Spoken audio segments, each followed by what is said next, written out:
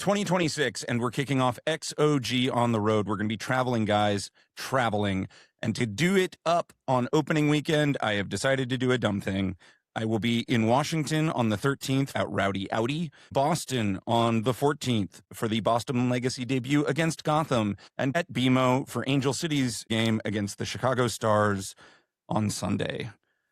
Yikes. If you are in any of those markets, be sure to come say hi before the game to Eric. And we plan to try and hit all 16 markets this year. I will be in New Jersey for Gotham FC against the Orlando Pride on Sunday, March 29th. And watch this space for more dates to come. In the meantime, if you are a fan of the show, we are doing a big Patreon sale where you can get an annual membership for a big discount. So be sure to use the code in the show notes for that. And we have launched a store.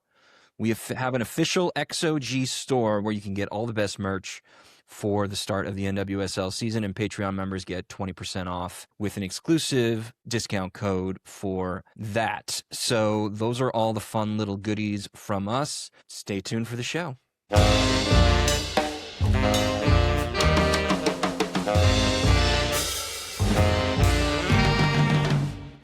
Hello and welcome to Expected Own Goals. Tell me why ain't nothing but a heartache edition. I am your host, Eric Morgan. And I am Evan Davis, was waiting with bated breath, which in Sinclair he was going to go with there. That's Backstreet Boys. Oh, you're right. Apologies. You're in the Lou Pearlman verse. You got it.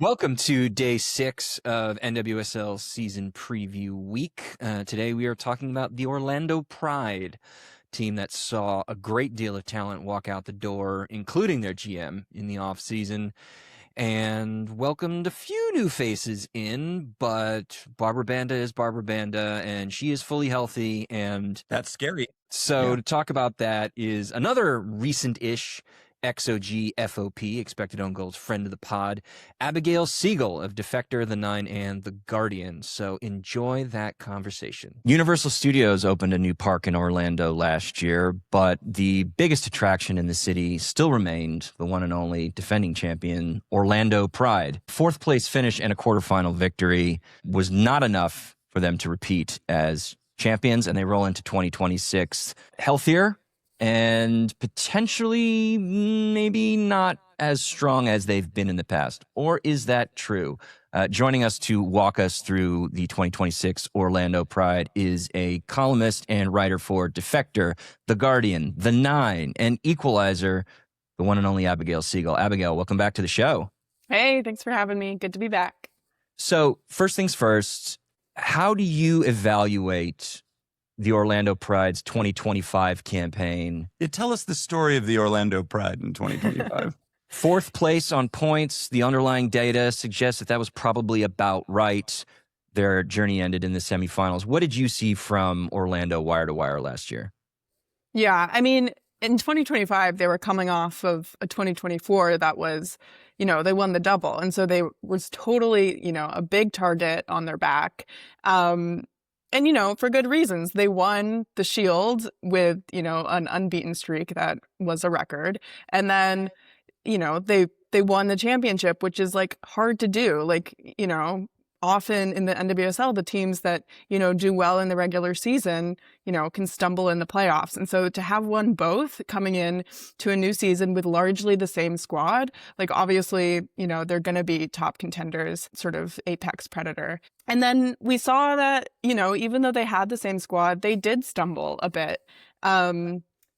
They had some rough patches, including like a really long winless streak.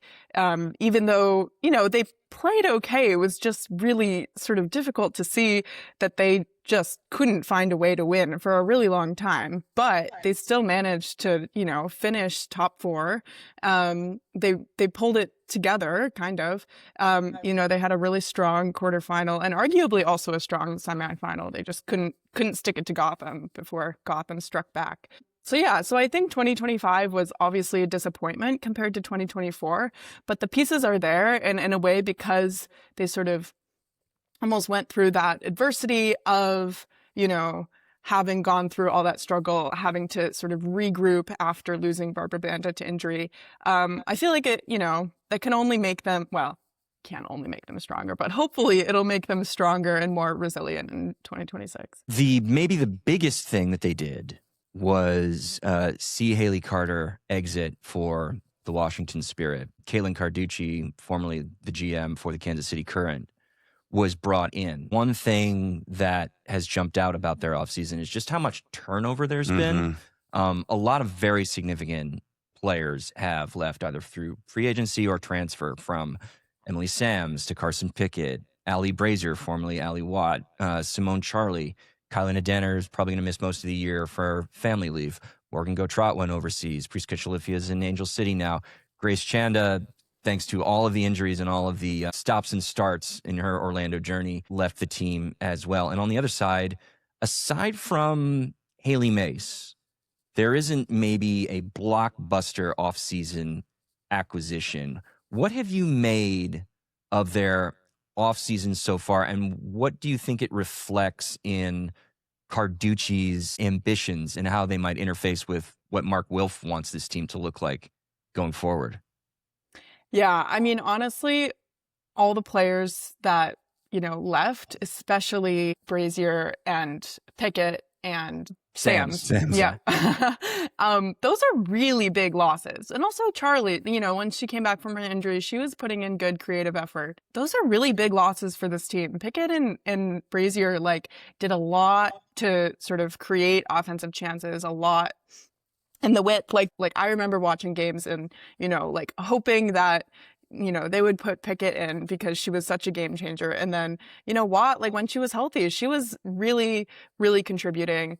And then Sam's she was named best defender of 2024 and for good reason. So these are really critical pieces that have left. And I think, part of it is you can't necessarily, diagnose oh, these things are wrong in the team, blah, blah, blah. Players have all kinds of reasons for moving, and moving between teams is, something that happens in pro sports. I think it seemed like Seb Hines was acting as general manager for a bit between Carter and Carducci. It's just funny. It was funny timing with when Carducci came on board, because it seemed like a lot had kind of already happened in the off season. Yeah. And it's sort of unclear, I guess, how much had to do with her versus just she was sort of handed a situation and, as tried to make the best of it.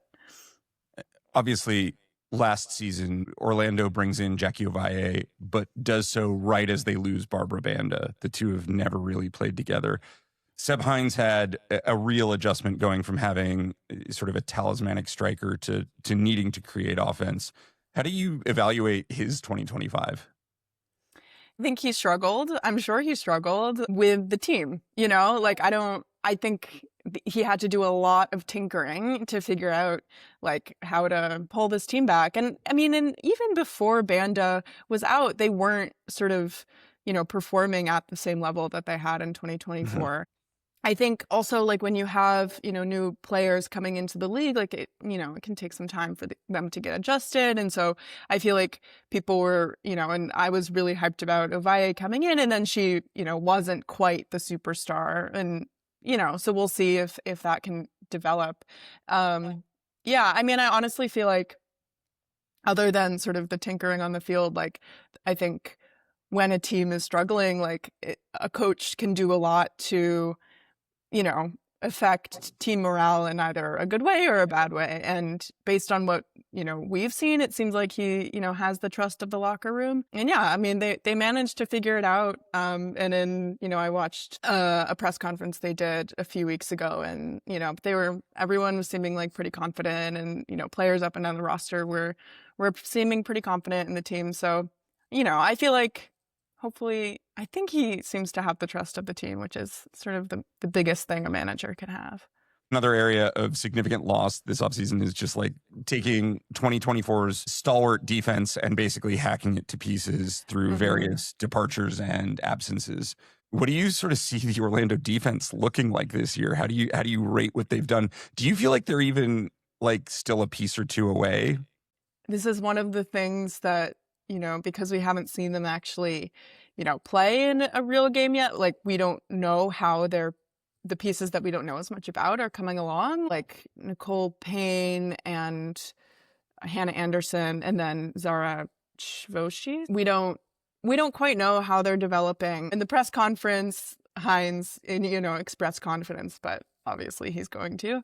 I was also reading an article in the Mainland about this, like something that was, so key to their 2024 success was like obviously the defensive line, but it seemed like everybody on the pitch had such like a defensive mentality. Mhm. And it seems like a little bit of that was lost in 2025. And of course things, are going to change, but I'll be curious, I guess, to see, even if, the proper like capital D defensive line might not quite be as strong as the past couple years. If they can sort of get back that sort of like gritty, everyone is doing defense all over the field kind of thing. Yeah, and how they pull that off is an interesting question. I mean, they're lousy with fullbacks, but there are not a lot of center backs available right now. As we mentioned, Adana is on family leave, and you bring in Anderson from Chicago, who, if you want to blame it on Chicago, fine, but she wasn't great there. And then you have 35-year-old Rafaeli, who can never stay healthy, and Zara Chavoshi, who got a cup of coffee last year but hasn't really been tested. Like, how do they shore that up? Like, I kind of pitched the idea when we were batting around formations that, is Carrie Abello potentially a candidate for moving inside? I mean, she spent her entire career on the left, either as a winger, midfielder, or as a left back. But given her years now under Hines' system, could she function as a central defender to just be a steady hand at the till? Who knows? I feel like, more and more recently, like we've seen coaches like move players around. So maybe. One of the funny things that I remember Haley Carter talking about back in 2024 when we talked to her about this is just the Orlando desire to have players that were players first and interchangeable pieces. And so I think the idea that like they have a bunch of dynamic pieces that we haven't seen fit together does kind of read for me right now. Even though Carter's gone, Hines was very obviously bought into exactly this philosophy. My pitch for their center back solve is to bring Haley McCutcheon back and do sort of like a Julie Johnston, Julie Ertz move. She's such a talented two-way midfielder as it is right now. I wonder if we won't see her at some center back, but it does really feel like there's a lot of room for experimentation. I mean, how many, Evan put together this rundown, but how many like in-ink starters does this Orlando team even have right now? As like clearly we know where they're going to be day one. That's right. Like a lot of players that are going to be starters, like we actually don't quite know where they even go. Like, Marta can play at the 9, but also in the midfield. We have Ovaye can play on either side. I'm just like looking at the lineup you guys made, which is kind of cool. Like, and I think again, like if everyone is sort of bought into the system and, to each other, and, Seb Hines has like, as we've said, like has had to like figure things out before. So hopefully they can be flexible and resilient and, figure things out. Marta is about to join the age 40 club, of whom there are, I believe, only 2, maybe 3 other players in NWSL history. I think every offseason we ask if there's a Marta succession plan. Grace Chan, it seemed like she was going to be that player, and then obviously things did not go the way they wanted with her. And also, like, Marta, while not reaching her career heights, could like still do a job when asked. Is this the year where she now gets relegated to the bench, or is she just still too trusted by Hines to drop?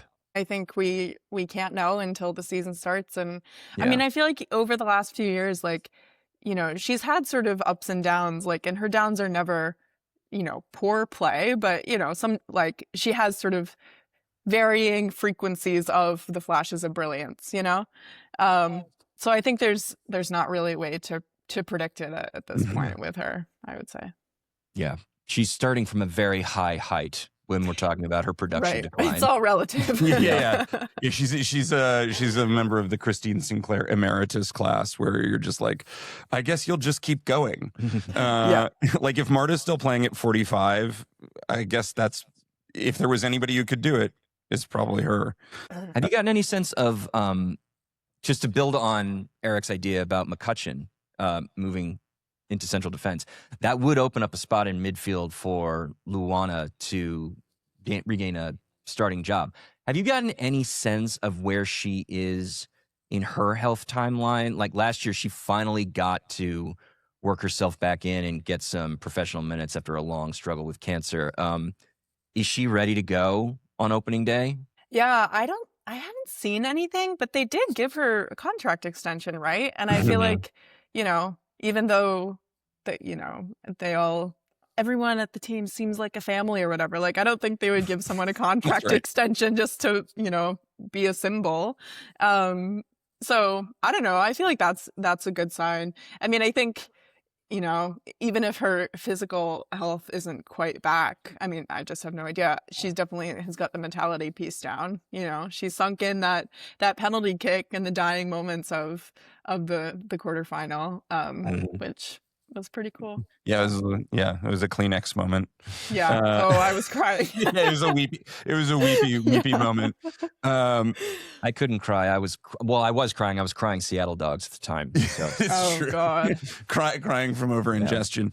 I suppose the other thing, like we were talking about it, I'm going to circle back to this sort of Banda Ovalle of it all. This is a really top heavy team. We saw when Banda went down, there was a huge drop off in production. How much is Orlando's season dependent on Barbara Banda's health? And we should say that we have gotten reports that she's tearing it up in preseason at the moment. So she seems like she's ready to go full 90 in March. But I'll leave it over to you. Just how much production is she soaking up ultimately? I mean, obviously not a blessing in disguise for Banda, but in a way, hopefully the time that she was totally unavailable, and then they went through this sort of struggling period, but they had to figure out how to move forward without her. And so hopefully now they can sort of have a more diverse range of attacking options and just aren't doing the thing that they, did in the 2024 final where they just kick it up to her and hope she does something crazy. And because she is Barbara Banda, she can do that. But, it would probably be nice for her and for the rest of the team to not have to do that. So hopefully now, as she's back and healthy, like she can, continue doing what she does best, but also they can sort of figure out how to not lean on her quite as much. Yeah, I mean, getting her and Ovalle on the same field is huge. Yeah. Very, very delectable sounding. Moving on, we're going to ask you to role play a little bit as Caitlin Carducci. You have the ability to sign one player before the season. It doesn't have to be a specific player. What role are you trying to fill? You got to go center back. I mean, we've talked about it. You're missing Emily Sams and you're missing Kylie Nadiner, and there's not really a given. I mean, you have Rafaele, and when she's good, when she's on, she's pretty solid, but that's only one side, like one of two, and that's not even, a consistently healthy one. So you got to go center back. Maybe Haley May slots in there, but I agree with you. There's a real question mark about like what the center back position will look like in Orlando after years of stability. Not a lot of teams who think they can compete for titles suddenly have to completely overhaul their central defensive pairing, especially a team that loves and takes pride in their defensive reputation. Last year they finished on 4th. Again, the underlying data basically backed that up. The American Soccer Analysis projection model pegs them for 4th place yet again. And whatever concerns we might have about other areas of the field, that does kind of answer our question about like Barbara Banda's outsized influence on the squad. For you, looking at this roster right now, where do you think the 2026 Orlando Pride finished the regular season? I agree. I think top half of the teams that make it into the playoffs. I think like it's, especially I think about this with the 2024 squad, like I feel like they made magic out of a team that people hadn't rated. And I think the fact that they know how to win, and they've created this culture that is very much a winning culture. And I think, even though there are going to be challenges this year, there were challenges last year, there were challenges in 2024. I think that, despite again the relative perhaps disappointing off season for them, I think it's still a really strong team. And to hear Haley McCutcheon tell it, the barbarians are perpetually at the gates, even when they don't actually exist. So maybe to have a couple actually exist in 2026 might help them. Evan, where do you got them, or do you want me to go? Where did I put them? I think my mind is constantly changing about these rankings. I think I've got them. I think I've got them in 5th. I think they're probably closer to the likes of North Carolina, Louisville, maybe Portland right now in overall talent, but Banda plus Ovalle just seems like a no-brainer for running other defenses ragged. So I think that's probably right. They're going to be in the hunt for a home playoff game, but I think they might just come up short. Yeah, I'll be low totem here. I have them 7th, and I think it has everything to do with the uncertainty in that back line, which I think has knock-on effects to uncertainty in that midfield, and then over-reliance on 2 attackers. Look, if it hits, it's going to be devastating. I think the ceiling is very high, but I also think that this is a team that is potentially just in a big transitional season. And while I don't think that I certainly think they have the talent on paper to be a playoff team. You lose Ovalle or Banda again for any period of time, and then where do the goals come from? And how reliant are you on these 2 key attacking nodes to create something for you? Again, I think probably we all agree that outside of those top teams, the middle of the pack is going to look probably a fair amount like the middle of the pack did last year, which is to say not a lot of daylight between maybe 4th and 9th. But I'm lower on them this year just because the uncertainty. I can talk myself into other teams having less uncertainty than I can with Orlando. Yeah, I was going to say, I think uncertainty is the key because, again, I don't know. I feel like every season there are players who no one expects to really have a breakout season or be really strong. And then it's like, wow, you're playing really well. And I guess Orlando just has a lot of those kinds of players where at this point we just can't know. Yeah. It's tough. Yeah. A rare team where coaching and system might actually really help play players up above their natural talent. Regardless, 7th, complimentary, not derogatory. But I certainly do hope that the one thing they do improve on, as we say every year, is please get butts in the seats. Yeah. Please, Mark Wilf, can you put some marketing money into getting butts in the seats? I know it's Orlando. Nobody wants to be outside in the summertime, but Orlando City packs them in.